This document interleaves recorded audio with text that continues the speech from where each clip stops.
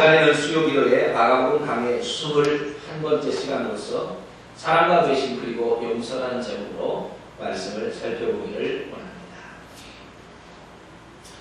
오늘 본문 말씀에는 두 사람이 극명하게 대조되고 있습니다. 옥합을 깨뜨린 한 여인과 예수님을 팔아넘기는 한 제자의 극명한 대조죠. 그리고 예수 그리스도께서 그들을 향한 마지막에 사랑을 베푸시는 장면이 오늘 본문에 등장하고 있습니다. 자, 그렇다고 한다면 이 오늘 본문에 등장하는 이 사람들은 과연 어떠한 사람들이고 하나님께서 이 말씀을 오늘 우리에게 주시면 무슨 뜻인지에 대해서 조금씩 살펴보도록 하겠습니다. 먼저 예수님께서 베다니 문둥병 환자 시몬의 집에 있을 때에 한 여자가 찾아와서 순전한 나무 한 옥합을 깨뜨려 예수의 머리에 부었죠. 이 여인은 과연 누구일까요? 마태복음 26장에도 이 여인에 관한 기사가 나와 있고요. 마가복음 14장에 나와 있습니다. 그리고 요한복음 12장에도 이와 같은 기사가 들어있습니다. 이 여인의 정체가 공간복음서에서는 이름이 나오지 않아요.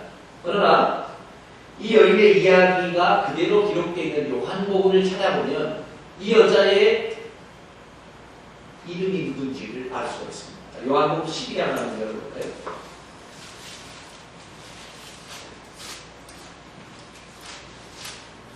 요한복음 12장 1절로 3절까지 말씀을 요한복음 12장 1절로 3절까지 말씀을 같이 읽어보시죠. 시작. 6월절 엿새 전에 예수께서 베다니에 이르시니 이곳은 예수께서 죽은 자 가운데서 살리신 나사로가 있는 곳이라. 거기서 예수를 위하여 잔치할 때 마르다는 일을 하고 나사로는 예수와 함께 앉은 자 중에 있더라. 마리아는 지극히 비싼 향유 곧 순전한 나무 한 그릇을 가져다가 예수의 발에 붓고 자기 머리털로 그의 발을 닦으니 향유 냄새가 집에 가득하더라. 아멘. 여기 보니까 베다니, 정확히 베다니, 문둥이 시몬도 베다니에 살았고 나사로와 두 여동생 마르다와 마리아가 살고 있는 것도 베다니인데 이 베다니의 시몬의 집에 예수님이 초대를 받았어요. 그래서 아마 추정컨대 이 베다니 문둥병 환자가 아마 예수님으로부터 고침을 받았던 것 같아요. 그래서 자기의 병을 낫게 해준 예수님을 초청하여서 식사를 대접을 이렇게 하려고 하는데 이웃집에 살고 있는 마르다도 와서 그 집에 잔치를 준비해주고 있었어요. 그리고 이웃집에 살고 있는 나사로도 예수님과 더불어서 잔치에 초대를 받아서 거기서 같이 식사를 하고 있었죠. 근데 그때 그 나사로의 동생 마리아가 순전한 나무 한 옥합을 가지고 왔더니 깨뜨려가지고 그것을 예수님의 머리에 부었다는 거예요. 그러자 무슨 일이 벌어졌습니까? 다시 마가복음으로 거기 펴놓고요. 요한복음 12장을 다 펴놓고 같이 봐야 되니까 펴놓고요. 다시 마가복음 14장으로 옵니다. 4절 보니까 어떤 사람들이 화를 내어 서로 말합니다. 어찌하여 이 양유를 허비하는가? 이 양유를 300데나리온에 팔아서 이상에 팔아서 그 가치가 300데나리온 이상이 된가 봐요. 팔아서 가난한 자들에게 줄 수 있었겠도다 하며 그 여자를 책망했어요. 어떤 사람들이는 다시 요한복음 12장으로 넘어오게 되면 요한복음 12장 4절로 5절 말씀 보면 제자 중 하나로서 예수를 잡아줄 가룟 유다가 말하되 이 양을 어찌하여 300데나리온에 팔아 가난한 자들에게 주지 아니하였느냐라고 말하는 거 보니까 어떤 사람들의 주축이 된 사람은 누구였어요? 가룟 유다였어요. 제자 가룟 유다가 이 여자가 허비했다라고 얘기를 한 것입니다. 자, 이 여자가 한 행동은 과연 허비입니까? 아름다움입니까?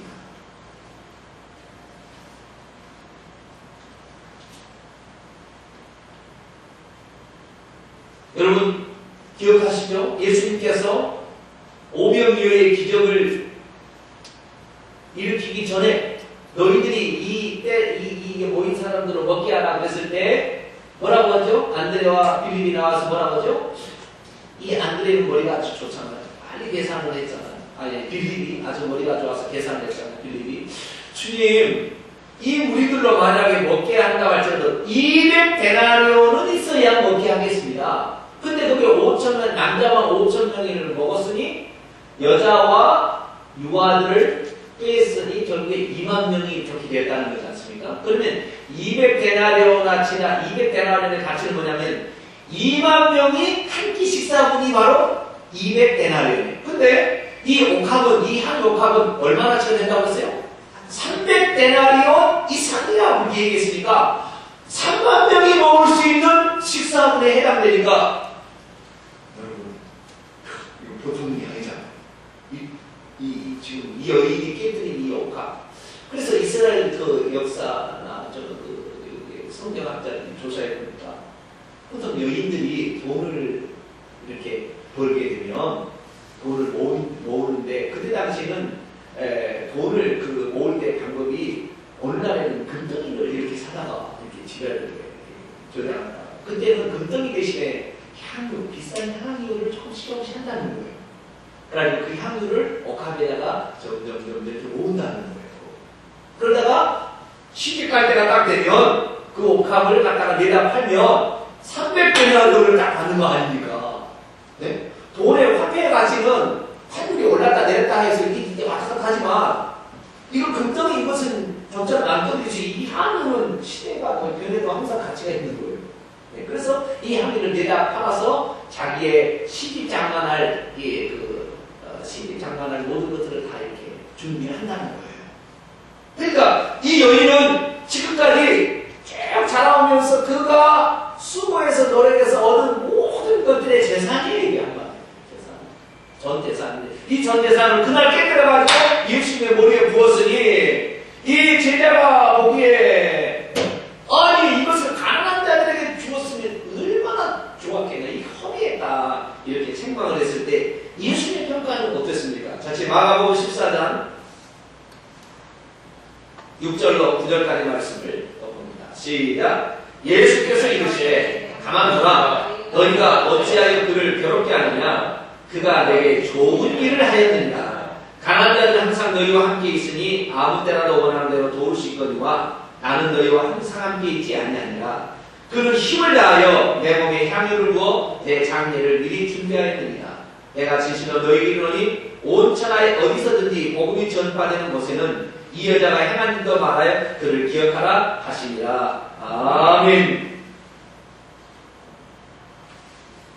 다른 유다는 이게 허비다 그렇게 평가를 했습니다. 그런데 정작 향유를 이렇게 부은 바가 되는 예수님은 이것을 허비라고 하지 아니하고 가만두라 왜 그 여자를 괴롭게 하느냐 그는 내게 좋은 일을 행하. 이 좋다는 말을 헬라 언어로 찾아보면 칼로스라는 단어인데 이것은 아름다운 뷰티풀이라는 말이에요. 아름다운 이 여자가 아름다운 일이었어요. 여러분 이 마리아가 행한 일이 아름다운 일입니까? 허비입니까? 아름다운 일이라고 말하기가 좀 귀찮아요. 우리도 조금만 듣고 그 차라리 가난한 자들에게 가론유다 말처럼 그렇게 하는 것이 더 낫지도 않을까라고 생각을 우리가 할 수 있다는 거죠. 그런데 예수의 평가는 이 여인이 아름다운 일을 했기 때문에 복음이 전파되는 곳마다 이 여인이 하는 일을 하라는 것은 이 여자를 칭찬하는 거예요? 책망하는 거예요? 칭찬하는 거예요. 아주 잘했다는 거예요. 우리가 생각할 때는 이게 허비일 것 같아요. 여러분 보세요. 우리가 주의 몸된 교회를 위해서 헌금하는 거 세상 사람이 볼 때는 뭐야? 돈이 나만 돌아가냐? 돈이 쓸 때가 없냐? 하나님에게 아니면 교회에게 가치게 이렇게 얘기할 수 있다면 세상 사람들이 볼 때는 가치관 어때요? 그 돈이 아까워? 그런데 이 여인이 만약에 아까운 마음이 들었다면 이 여인이 했겠어요? 세상 사람들의 눈에 보기에는 세상 사람들의 가치관은 뭐냐? 세상 사람들의 가치관은 가룟 유다의 가치관입니다. 가룟 유다의 가치관은 뭐냐? 돈이 최고예요. 돈이 최고. 그러나 예수님의 가치관은 예수 그리스도의 몸된 예수 그리스도의 몸을 위해서 주의 몸된 교회를 위해서 하는 일이 가장 가치 있다고 예수님 평가합니다. 이 가치의 전환이 제한되기 어려워요. 자, 우리가 구약 시대로 돌아가 봅시다. 하나님이 가장 싫어하는 게 뭐냐면요, 우상숭배예요. 하나님 위에 다른 신을 숭배할 때 항상 하나님은 징계를 내렸어요. 그래서 포로로 잡혀가든지 아니면 전쟁 가서 죽임을 당하든지 전염병이 들든지 기근이 들든지 막 질병이 들리든지 막 이렇게 해가지고 하나님이 우상을 숭배할 때에 애국에 있는 모든 질병을 가져다가 그냥 들어두었다는 말이죠. 그 다음에 주변 민족, 블레셋 민족이나 바벨론이나 이런 나라를 침공을 시켜가지고 이스라엘 나라를 회개케 했다는 거예요. 그 고통 속에서 주여 우리가 잘못했습니다 라고 말하는데 다시 돌이켜서 그릇더기를 남겨놨다가 다시 돌이키게 했더니 구약의 역사 아닙니까? 그런데 신약으로 이것이 돌아오면서 하나님이 가장 싫어하는 게 뭐로 바뀌냐면은 돈으로 바뀌어요. 자, 마태복음 6장 감처럼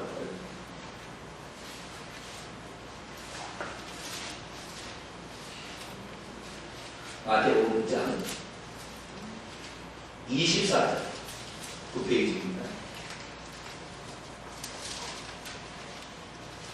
마태복음 6장 24절 정리 보시죠. 시작. 한 사람이 부주의를 섬기지 못할 것이니 혹 이를 미워하고 저를 사랑하거나 혹 이를 중히 여기고 저를 경히 여기라. 너희가 하나님과 재물을 겸하여 섬기지 못하느니라. 아멘. 여기 보니까요, 한 사람이 두 주인이라고 했어요. 주인이라는 것은 이 물질의 가치가 하나님과 똑같다는 것입니다. 하나님을 주인으로 섬길 거냐, 돈을 주인으로 섬길 거냐, 이것이라는 거예요. 그런데 이 여인의 가치는 뭐냐면 예수님 그분이 당신의 주인입니다. 그런데 다른 여자는 이거를 팔아다가 가난한 자들에게, 사실 가난한 자들에게 주려는 마음도 없었어요. 왜냐하면 요한복음의 12장에 보면 저는 도적이라 돈을 갖다가 훔쳐가기 위해서 가난한 자에게서 돈을 많이 받고 그게 훔쳐가려고 했다고 요한복음 12장에 딱 얘기를 하고 있단 말이죠. 그렇기 때문에 이 가론 유다의 생각은 오직 돈을 어떻게 좀 이렇게 꺼내가지고 자기가 착복을 할까 이런 생각으로 있었다는 거예요. 그래서 오늘날은 우상숭배가 다른 것이 아닌데 돈입니다. 매매입니다. 매매 화폐 돈이라는 것을 매매할 수 있는 거잖아요. 그래서 나중에 하나님께서 요한계시록 17장 18장에 보면 매매하는 것에 완전히 상업을 깨뜨려 버립니다. 그 바벨론을 멸망시켜요. 그 바벨론의 마지막에 극치가 사탄이 이용하는, 적그리스도가 이용하는 바로 666이라는 거예요. 그렇기 때문에 하나님께서 돈의 가치를 완전히 떨어뜨리기 위해서 작년 8월 말에 미국에 있는 주가를 완전히 공동학질 치게 만든 거예요. 더 이상의 너희들이 지금 내가 재림할 때가 가까웠는데 너희들이 아직도 돈에 미쳐가지고 돈만을 벌기 위해서 무슨 펀드니 뭐니 해가지고 완전히 돈에 미쳐서 너희들이 나를 섬기지 않게 된다면 이 돈이라는 것이 뭔지 휘짓종하게 불과하고 이것이 아무것도 아니라는 것을 보여주겠다 해서 하나님께서 미국을 쳐버린 거예요.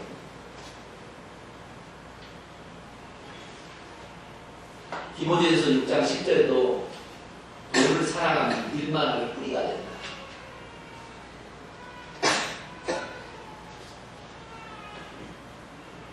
이 여자가 하는 행동이 과연 헛입니까? 아니면 아름다운 일입니까? 돈에 늘 가치의 중심을 가지고 있는 사람은 헛이라고 해요. 왜요?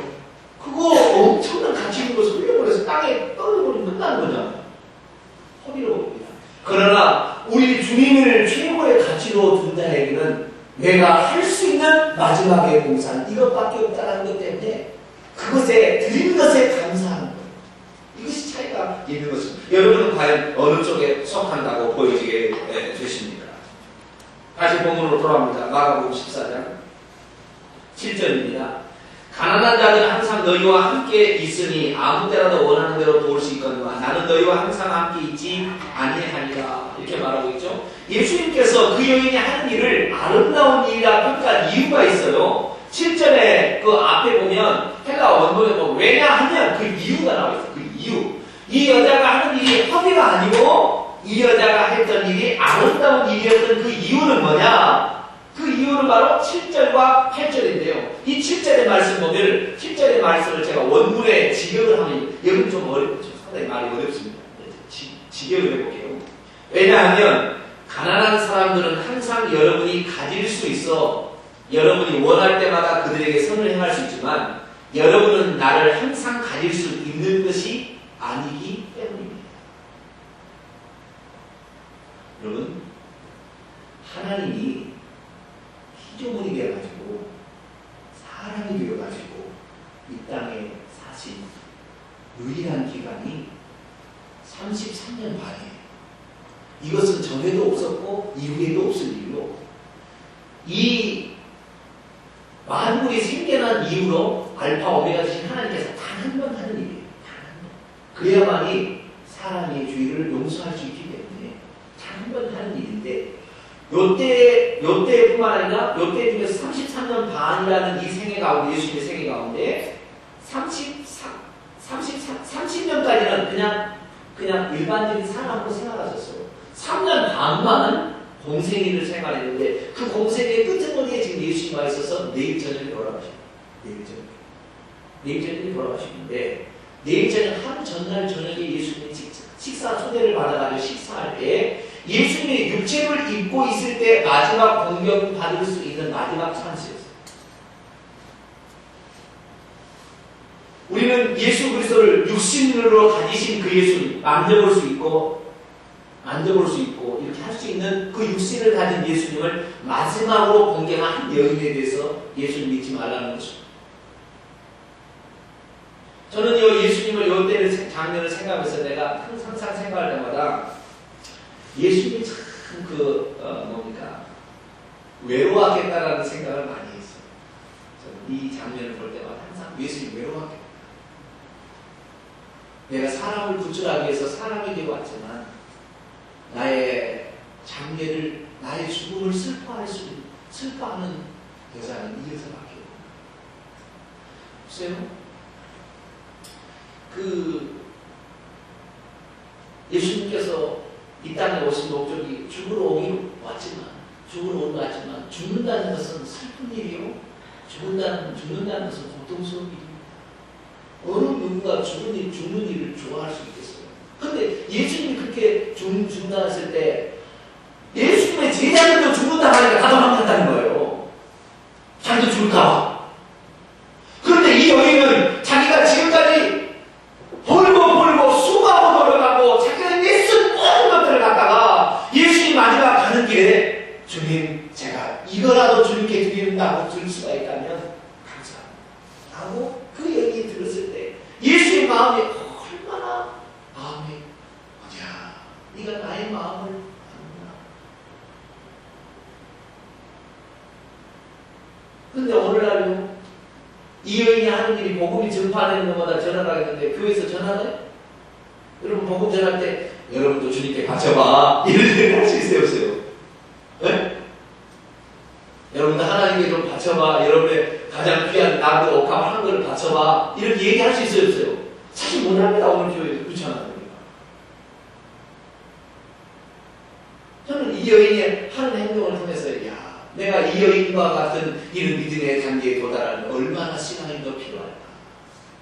그런데 한다면 똑같은 현상에 대해서 어떤 사람은 허리한 사람으로 받고 어떤 사람은 이 여인은 자기가 할 수 있는 최대한의 봉사로 받은 것이죠. 8절 말씀하니까 그는 할 수 있는 대로 내 몸에 기름을 발라 내 장례를 미리 준다. 그 여인이 할 수 있는 최대한의 일을 한 거였어요. 그렇기 때문에 오늘 우리가 주님을 위해서 드리는 허비는 결코 허비가 아니라 아무리 많이 드려도 허비가 아닌 걸 믿으시기 바랍니다. 그러면 왜 여인은 그렇게 할 수 있었을까요? 누가복음 10장 38절 이하에 보면 예수님께서 항상 예루살렘에 갔을 때 예루살렘에 집이 없었어요. 가버나움에 당시 집이 있었습니다. 그런데 예루살렘에 내려갔을 때 유다에 같은 집이 없었기 때문에 항상 예루살렘에 일을 오시고 나와서 한 15리 정도 떨어져 있는 베다니에 가셔가지고 거기에서 주무시고 다시 또 들어가셨는데 그 베다니에 갔을 때 자기 집에 방을 준비해가지고 식사를 대접하고 쉬었다 가실 수 있도록 친구처럼 대해준 사람이 누구냐면 나사로이다. 그래서 그 나사로 집에 예수님은 늘 머물기를 좋아해서 나의 친구라 이렇게 예수님이 얘기를 했어요. 나의 친구가 잠들었다. 그래서 이 예수님이 귀하게 여기는 그 나사로의 집에 여동생이 2살, 한 사람은 마르다는 음식 잘하는 사람. 근데 마리아는 음식을 잘 하지는 못했던 것 같아요. 은사가 마르다는 음식 만들기였고, 마리아는 은사가 별로 없어요. 은사가 듣는 은사라는 뭐 은사가 하나인 게 뭐냐면 예수님의 발치할 때서 말씀 듣는 은사였대요. 그래 예수님의 발치할 때서 늘 말씀을 들으니까 이 말씀이 예수님이 죽는다는 얘기를 그렇게 하는 걸 깨닫게 된 게 이 여인은. 아, 예수님이 우리 죄를 위해서 죽는구나 라는 사실을 알았을 때 예수님의 그 죽는 마지막 순간에 가까웠다는 사실 이 여인은 알고 자기가 예수님께 죽기 전에 할 수 있는 마지막 봉사가 뭘까? 자기의 가장 필요한 것을 주님께 드리자 해서 그 여인이 드렸다는 것이죠. 그러나 가룟유다는 평소에 늘 뭘 생각하고 있어요? 돈을 훔쳐가기 위해서 돈 하다가 결국에 이 여인을 책망하고 나중에는 어떻게 됩니까? 예수님을 팔기 위해서 은삼십리에 팔기 위해서 대지장과 협의하는 그러한 사람으로 바뀌게 된다는 것이죠. 그렇기 때문에 우리가 평소에 무엇을 관심하고 있느냐가 아주 중요합니다. 가룟유다처럼 늘 돈에 관심이 있느냐 아니면 이 마리아처럼 예수님의 말씀을 듣고 그 말씀을 어떻게 실천해 볼까 관심을 갖는 것, 이 차이가 상당한 많은 차이를 가져온다는 것입니다. 여러분은 어디에 속하기를 원하십니까? 오늘 예수 그리스도께서 우리에게 얘기하실 때 이 여인이 하는 일이 참 귀하다 하는 것은 오늘 우리가 주님을 위해서 허비하는 것은 주님은 허비라고 보지 아니하고 그것을 아름다운 일이라 본다는 사실을 꼭 기억하시고 내가 주님께 할 수 있는 최대한의 봉사가 무엇인가를 늘 생각하시면서 가시기 바랍니다. 네. 뭐 물질만 아닐 거예요. 주님은 다 아시잖아. 물질만 아닐 거예요. 우리가 주님께 할 수 있는 최대한 봉사가 뭡니까? 제가 이 동탄교회 복음화를 위해서 세강마을 입주해서 뭘 할까요? 생각하다가 여기에서는 쓰레기 봉투가 참 중요하다 해서 쓰레기 봉투를 해서 시간이 없는 분은 쓰레기 봉투라도 참조하시는 분이 있더라고. 여러분 지금 내가 하는 얘기 아닙니다. 과거의 것을 얘기하는 뿐이에요. 절대 그렇게 생각하지 마세요. 이 목사가 얘기하면 꼭 하는 것처럼 생각하고 이게 절대 그 생각을 마셔요. 과거에 있었던 일이니까 얘기하는 거예요. 내가 나는 시간 없다는 거예요. 나도 전도에 더 전하고 싶은데, 나는 할수록, 우리 교육자들은, 교인들이 얼마 얘기하는데 실망할 일이 없습니다. 전도를 열심히 해도 안 됩니다. 별로 말이 없으시. 네. 우리 교육자들은 주관하고 전도하고 얘기합니다.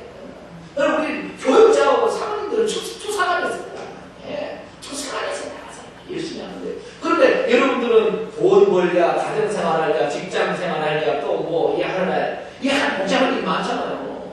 그러니까 이 쓰레기 봉투비라도 내니까 그 봉투 갖다가 열심히 하고 있습니다. 언젠가는 반드시 공짜가 없으면 알려야 받으면 이 사람은 이게 한번 이렇게 생각하고 이렇게 돼 있다는 거죠.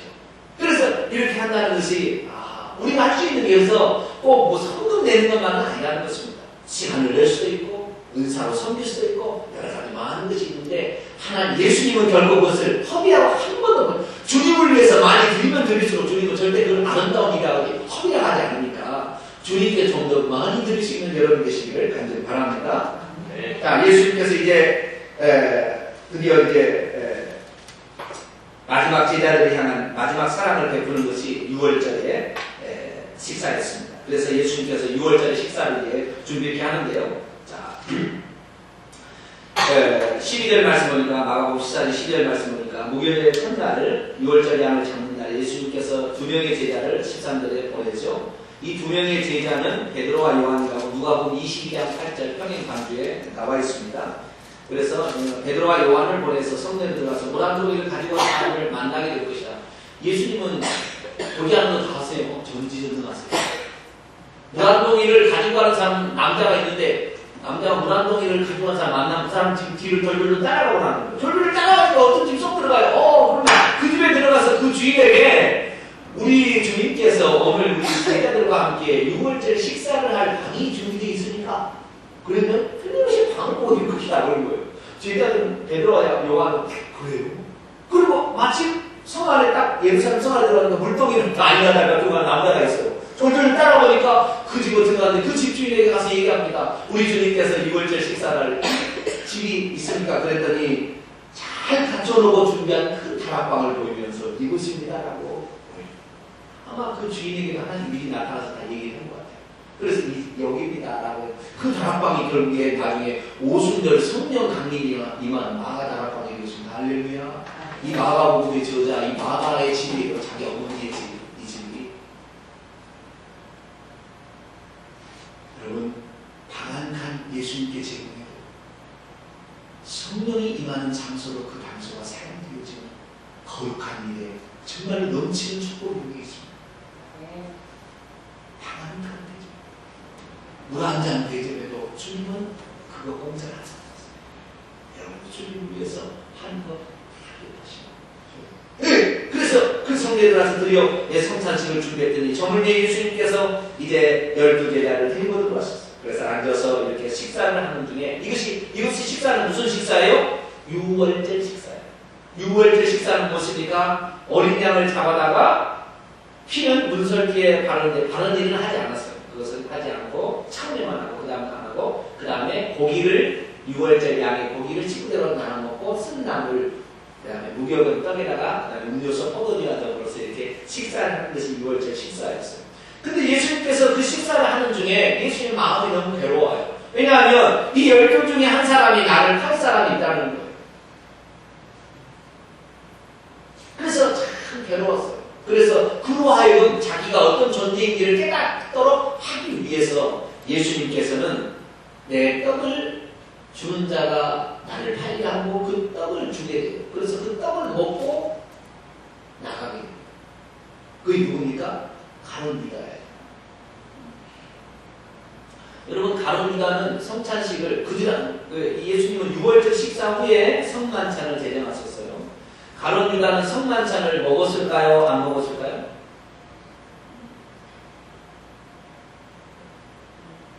네? 6월절 식사 다음에 성만찬을 제정하셨어요. 그러면 가룟 유다는 성만찬을 먹었을까요? 안 먹었을까요? 우리는 다 먹었을 줄 알고 있습니다. 그러나 가룟 유다는 성만찬을 하지 않았습니다. 그것이 어떻게 알 수 있느냐? 요한복음 13장에 나와요. 자, 요한복음 13장.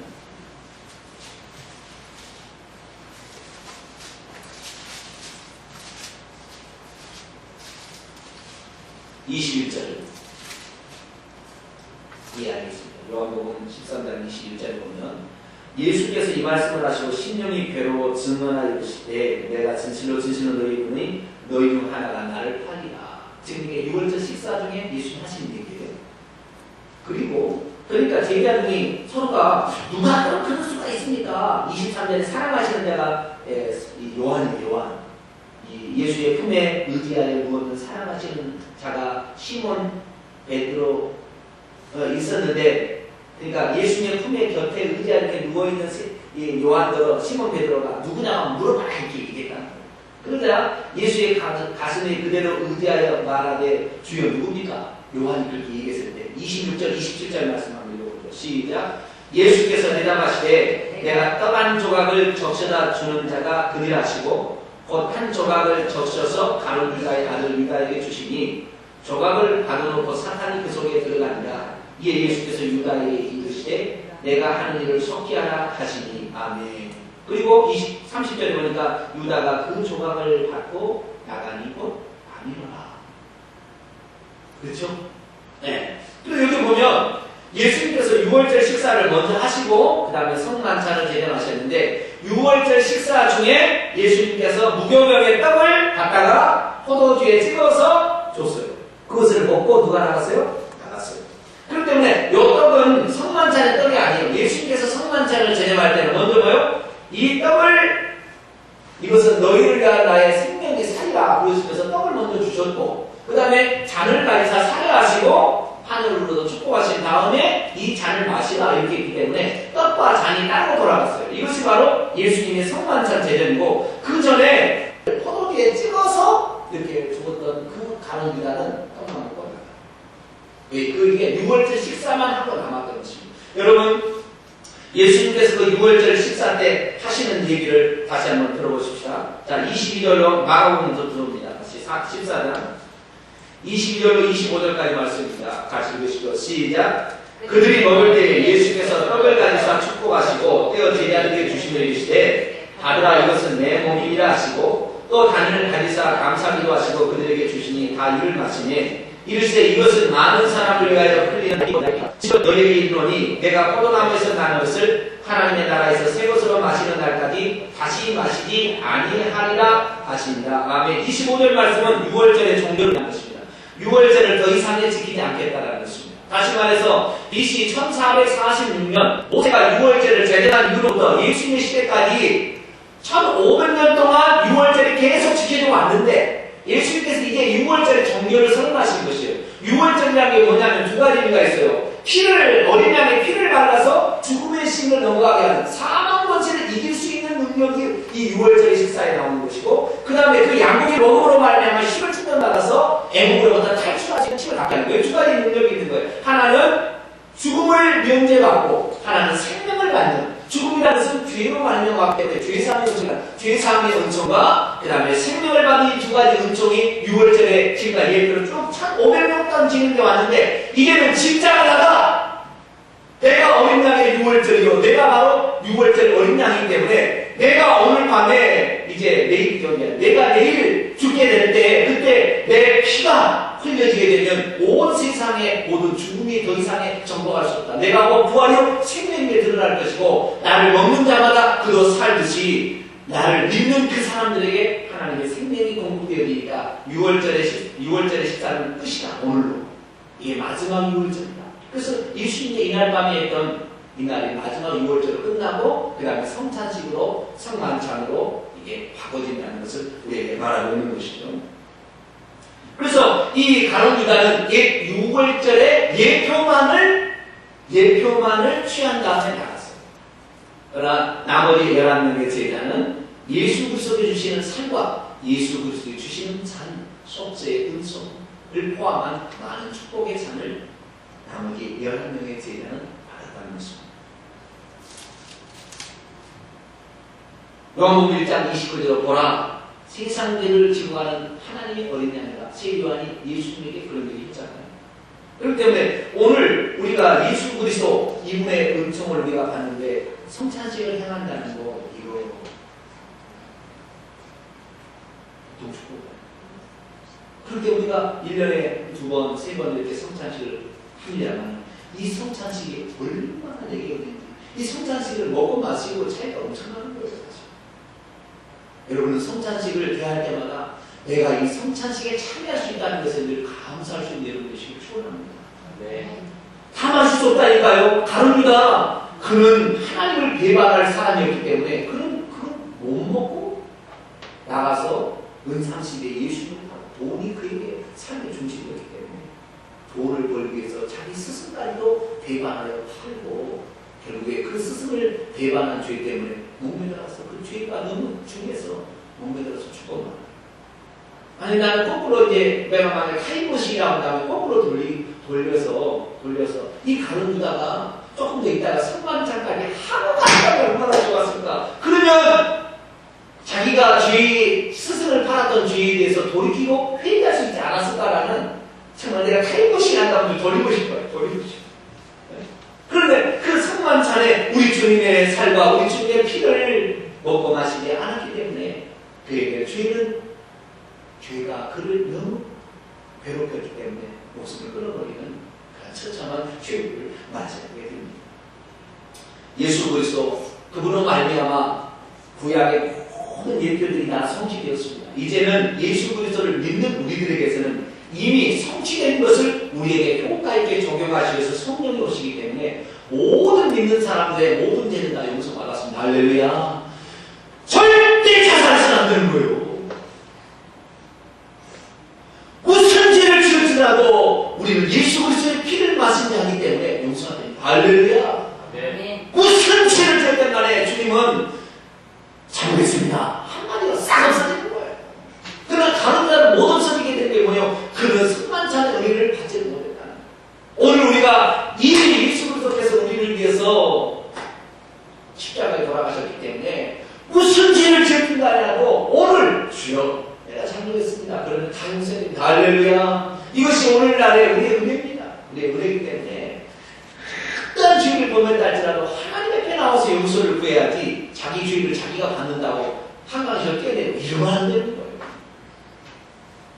오늘 얼마나 많은 그리스도인들조차 이것을 깨닫지 못하고 자기 목숨을 함부로 버림으로 말미암아 하나님 주신 생명을 함부로 끊어서 그의 받을 죄가 얼마나 중요한지 모른다는 거죠.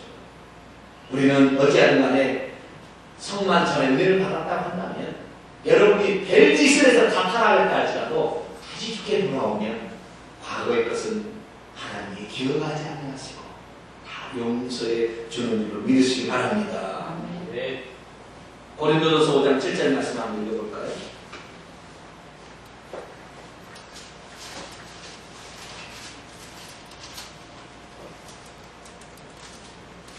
고린도전서 5장 7절 말씀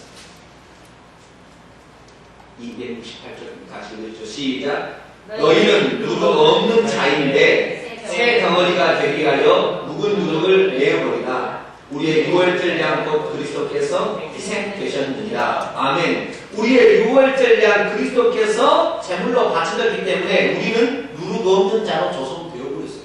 그런데 살다 보면 또 묵은 누룩이 들어와가지고 나를 또 이렇게 해서 내가 이렇게 해가지고 내가 하나님 이렇게 싫고 이런 마음이 들 때도 있어요. 살다 보면 하나님 나에게 이렇게 해달라고 했는데 내가 몇 년을 기다린다 하나님 기도가 안 돼. 뭐가 그렇게 들어올 수 있다 이 말이에요.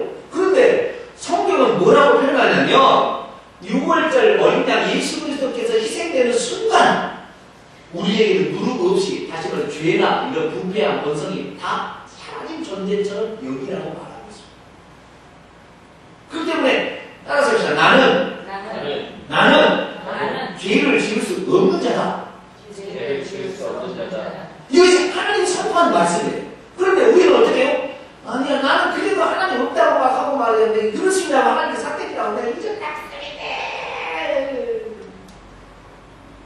이렇게 생각하잖아요. 그런데 원래 그것은 우리의 것이 아니에요. 예수님이 우리 안에 들어오시는 순간 성만찬의 은혜를 받은 우리가 예수님의 살과 피를 믿는 우리들에게는 순간적으로 새덩어리가 되어버리고 새덩어리가 신선은 아주 덩어리가 됐어요. 그런데 이 묵은 누룩이 자꾸 이렇게 달라붙는다는 거예요. 옛날 생각들과 습관들이. 그런데 이것은 내 본질이 아닙니다. 그렇기 때문에 이것들이 있을 때마다 내 버릇이 바랍니다. 할렐루야. 예. 그런 유혹이나 생각이면, 야! 어찌되었든 간에 그리스도 안에 있으면 새로운 피조물이라 이전 뜻은 지나갔으니 보라 새 것이 되었다 했는데 네가 뭔데 나한테 유혹해. 저리 꺼져! 사탄아 저리 물러가! 할렐루야. 이렇게 떨쳐버려야 되는 거예요. 우리는 내가 지금 그렇게 살든 안 살든 관계없이 새로운이라 하나님이 선포하신 거예요. 하나님이 선포하신 가는 유다와 차원이 다른데 그는 그의 은혜를 주의 은혜를 먹고 마시지 못했으나 우리는 예수 그리스도를 나의 구주의 영접함으로 말미암아 그 은혜를 이미 받았기 때문에 나를 더 이상 절대 사탄 마귀가 언제할 수 없는 거예요. 그것을 믿으라는 것입니다. 많은 사람들이 구원을 믿음으로 받는데 행함도 노력으로 받으려니 잘 안 되는 거예요. 의인은 그의 믿음으로 말미암아 살리라. 행함도 믿음으로 말미암아 하는 거예요. 주께서 나를 새덩어리가 되었기 때문에 나는 새덩어리다. 나는 더 이상 죄가 나를 더 이상 충만할 수 없다. 나는 오직 그리스도만으로서 살 수 있는 존재다. 라고 잘마다 얘기를 자기 자신이 얘기해야 된다는 거예요. 이것도 믿음으로 그렇게 선포하는 거예요. 그러면 나중에 어느 순간에 나는 죄를 지을 수가 없지 그래. 내가 그리스도와 함께 살고 있는데 이렇게 되다 보면 나중에는 죄를 짓지 않게 된다는 거예요. 그런데 예수 그리스도를 믿고 구원받을 때 믿음으로 믿습니다 해서 구원을 받았는데 사는 것을 믿습니다고 내가 열심히 노력하려고 하니까 도로안에 가고 내일 되면 안 되는 거예요. 오늘 열심히 결단을 했으나 내일 안 되는 거예요. 여러분 내일도 믿음으로 살게 되기 축원합니다. 뭔 믿음? 나는 새덩어리다는 믿음을 가지셔야 돼요. 나는 새덩어리다. 성경이 그래. 너희는 새덩어리다. 할렐루야. 따라서 합시다. 나는 새덩어리다. 하나님의 떡이 하나님께서 생명을 주시고 하나님의 생명으로 조성된 새로운 떡이 된 거예요. 주님께 바쳐질 만한 큰 몸으로 이제 그런 사람이 된 거예요. 그런데 누군들이 자꾸 달라붙지만 그래도 우리 존재가 어떤 존재인지를 알아야 된다는 것입니다. 이것만 하고 제가 마치고 자 보세요. 예수 그리스도를 믿기 전에 우리는 어디를 향하여 계속 달려가냐면 세상을 향하여 달려가는데 세상은 부모님의 끝에 정점을 보는 우리는 돈을 벌기 위해서, 돈을 얻기 위해서, 돈만을 위해서 참 계속 달려갔는데 보니까 돈이라는 것은 끝도 같도 없이 계속 부족해요. 그리고 이 돈 때문에 주의를 지고 돈 때문에 엄청나게 한다는 걸 알게 되죠. 그러니까 돈이 있어야 살기 때문에 돈을 추구하다 어느 날 예수 그리스도께서 우리 죄를 위해서 오셨고 나의 죄를 죽었다는 사실을 알고 그 길로 가다가 방향을 틀어버린 거예요. 이제는 어떻게 하나님께 방향을 틀었어요. 이전에 예수 믿기 전에는 오직 돈만을 위해서 가는 길을 저는 갔은 거예요. 그러나 이제는 이 돈을 주님께 이게 방향을 틀어버렸다는 거예요. 방향을 이쪽 틀어버리고 이제 주님께 가고 있어요. 때로는요 돈이 좋긴 좋아요. 한 번씩 뒤를 치다 보여요. 아 그래도 돈이 좋긴 좋은데 그래도 우리의 방향을 지금 이쪽으로 틀어버렸기 때문에 우리는 천국 가야 됩니다. 할렐루야. 우리는 이렇게 돌려버렸다니까 세상 사람들은 그렇게 될 수가 없는 거예요. 돈을 추구하는 것은 끝까지 추구하다가 죽을 때까지 베개 밑에 돈 벌고 죽지 잘 안 내려오려고 한단 말이죠. 그런데 우리는 가다가 방향을 틀었어요. 왜? 주님이 나를 위해서 주신 생명의 은혜가 너무 크더라. 그러니까 설령 돈이 아깝다 할지라도 우리 방향을 이미 틀어졌기 때문에 우리는 천국으로 갈 수밖에 없습니다. 그러니까 내 존재가 새 덩어리다라고 이 믿음으로 살아가는 거예요. 나는 지금도 죄를 짓고 하지만 나는 그래도 새 덩어리다. 그리스도께서 나와 함께 하시는 새 덩어리다. 새로운 피조물이다. 이 믿음으로 가까이 사신다고 한다면 여러분들은 날마다 점점 죄로부터 멀어지게 될 거예요. 점점 하나님 쪽으로 가까운다.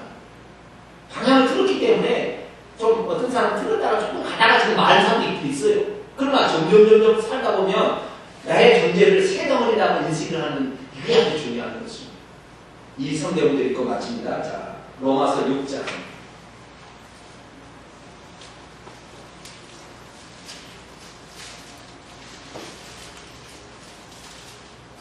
10절. 로마서 6장 10절로 14절까지 말씀입니다.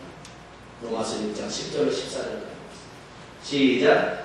그가 죽으심은 죄에 대하여 단번에 죽으심이요 그가 살아계심은 하나님께 대하여 살아계시니 이와 같이 너희도 너희 자신을 죄에 대하여는 죽은 자요 그리스도 예수 안에서 하나님을 대하여는 살아있는 자로 여길지어다. 그러므로 너희는 죄가 너희 죽을 몸을 지배하지 못하게 하여 몸의 사욕에 순종하지 말고 또한 너희 지체를 불의의 무기로 죄에게 내주지 말고 오직 너희 자신을 죽은 자 가운데서 다시 살아난 자 같이 하나님께 드리며 너희 지체를 의의 무기로 하나님께 드리라. 죄가 너희를 주장하지 못하리니 이는 너희가 법 안에 있지 아니하고 은혜 아래 있으리라. 아멘. 죄가 우리를 절대 주관할 수 없다. 이거 믿음으로 살아가는 거예요. 믿음으로. 아니 나는 그래도 죄의 유혹에 지금 딸려가고 있는 아니 그래도 믿음으로 살아가는 거예요. 그렇게 생각으로 든다도 주께서는 우리는 새 덩어리가 되게 하셨다.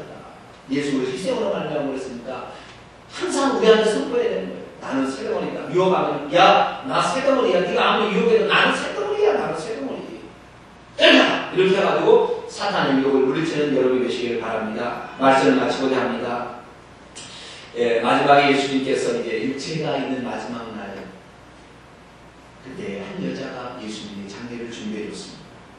얼마나 고마운지 예수님은 이 여인이 행하는 일을 복음이 전파되니까 전하라 그랬습니다. 그러나 한 제자는 은산시대에 눈이 멀어서 스승을 팔고 말았습니다. 그러나 그 제자를 바라보는 예수님의 마음 유월절을 통해서 이제 내가 너희들의 직접 희생이 되어서 유월절의 양이 되어서 너희들의 모든 죄를 사하라 그렇게 우리에게 말씀을 주셨습니다.